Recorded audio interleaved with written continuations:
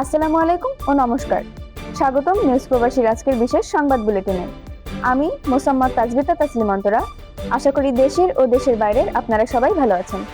আজকের বুলেটিনে থাকছে দুইটি গুরুত্বপূর্ণ সংবাদ। চলুন শুরুতে এক নজর দেখে নেওয়া যাক আজকের প্রধান শিরোনামগুলো।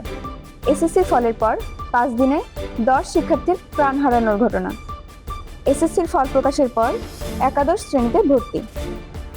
এতক্ষণ শুনছিলেন সংবাদ শিরোনাম, এবার বিস্তারিত। এসএসসির ফল প্রকাশের পর 5 দিনে অন্তত 10 শিক্ষার্থীর প্রাণ হারানোর ঘটনা। 10 আগস্ট ফল প্রকাশের পর মাত্র 5 দিনের মধ্যে অন্তত 10 শিক্ষার্থীর প্রাণ হারানোর খবর পাওয়া গেছে। তাদের মধ্যে কুষ্টিয়ার তানিয়া জাহান, চাঁপাইনবাবগঞ্জের হালিমা খাতুন তরিকা, চাঁদপুরের শামীমা আক্তার মুন্নি, চট্টগ্রামের আদনানুজ্জামান নিহাল, শেরপুর, গোপালগঞ্জ, মেহেরপুরের রামিমুজ্জামান টুটুল সহ আরও অনেকে। পরিবার ও স্থানীয় সূত্রের বরাতে জানা গেছে, কয়েকটি ঘটনায় পরীক্ষায় অকৃতকার্য হওয়া বা প্রত্যাশিত ফল না পাওয়ার পর শিক্ষার্থীরা তীব্র মানসিক চাপে পড়েছিল।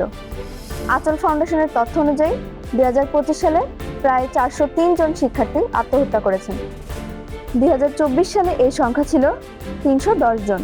অর্থাৎ শিক্ষার্থীদের মানসিক স্বাস্থ্যের বিষয়টি এখন আর অবহেলা করার সুযোগ নেই। শিক্ষা প্রতিষ্ঠানে নিয়মিত কাউন্সেলিং ব্যবস্থা এবং প্রশিক্ষিত পরামর্শদাতা থাকা প্রয়োজন। এসএসসির ফল প্রকাশের পর একাদশ শ্রেণীতে ভর্তি। 2026 থেকে 27 শিক্ষাবর্ষে একাদশ শ্রেণীর ভর্তি কার্যক্রম আগামী 15 সেপ্টেম্বর 2026 থেকে শুরু হবার সম্ভাব্য সিদ্ধান্ত নেওয়া হয়েছে। তাই ফলাফল নিয়ে হতাশ না হয়ে শিক্ষার্থীদের এখন পরবর্তী ধাপের প্রস্তুতিতে মনোযোগ দেওয়া জরুরি। একটি ফলাফল আপনার ভবিষ্যৎ নির্ধারণ করে না। অভিভাবকদের মনে রাখতে হবে, একটি পরীক্ষায় ফেল করা মানে জীবনে ফেল করা নয়। জিপিএ কম হওয়া মানে স্বপ্ন শেষ হয়ে যাওয়া নয়।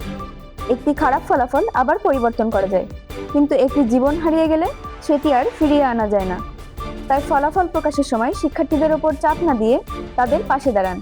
তাদের বোঝান, তোমার ফলাফল যাই হোক, তুমি একা নও, আমরা তোমার সাথে আছি। আপনারা দেখছিলেন নিউজ প্রবাসী। এমন গুরুত্বপূর্ণ সব খবর পেতে আমাদের চ্যানেলটি সাবস্ক্রাইব করে রাখুন এবং ভিডিওটি ভালো লাগলে লাইক ও কমেন্ট করতে ভুলবেন না। নিউজ প্রবাসীর সঙ্গে থাকুন। আল্লাহ হাফেজ।